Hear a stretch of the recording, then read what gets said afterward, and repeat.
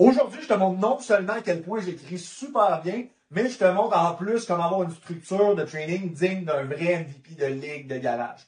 La première chose que tu veux faire, évidemment, c'est t'activer, faire un bon warm-up. Oui, pour limiter ton risque de blessure, mais surtout pour te primer pour avoir des bonnes performances pour ce qui s'en vient par la suite. Ça peut être un enchaînement de mouvements qui va te permettre de t'échauffer, comme ça peut être aussi simple que de faire ce que tu vas faire à l'étape 2 et 3 à une intensité graduellement plus intense pour te préparer justement à le faire all out.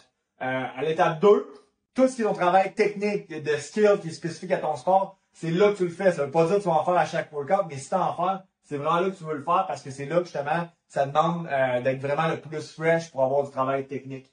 Après ça, tu vas embarquer dans tout ce qui est rapide, réactif, du travail de vitesse. Donc, par exemple, tes sprints, mais aussi des variantes de saut plus réactives, où le temps de contact au sol est vraiment rapide, comme des pogo jumps, par exemple. Puis une fois que ce travail-là est fait, t'embarques dans tout ce qui est les variantes de saut. Fait que, tu sais, saut vertical, saut latéral, saut en longueur. C'est vraiment là que tu vas venir le faire. Puis le travail de power aussi. Fait que les sauts avec charge ou des mouvements style altéro, par exemple, où tu as vraiment un gros power output. C'est très dynamique, même s'il y a une charge.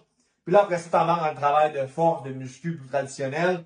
Commence toujours avec tout ce qui est les mouvements plus complexes, plus compound. Fait que quand je dis compound, il y a plusieurs articulations impliquées. Style un squat, que c'est ton genou, tes hanches, tes chevilles qui plient. Et puis, mouvements plus complexes de force, tu les fais là. Puis, une fois que ces mouvements-là sont clairés, ben là, tu vas embarquer un travail plus ciblé. Fait que, tu sais, faire du travail, par exemple, si on prend pour le bas du corps, les mollets, ou bien faire du leg curl, parce que c'est juste ton genou qui plie, par exemple.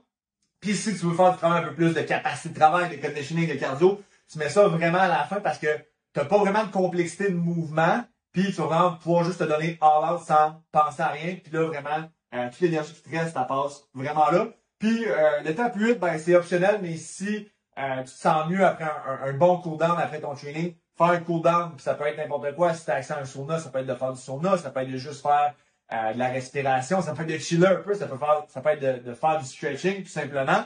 Puis, si tu trouves ça vraiment utile, ben, la dernière fois que je te dirais de faire, c'est de sauvegarder ça pour t'en servir plus tard.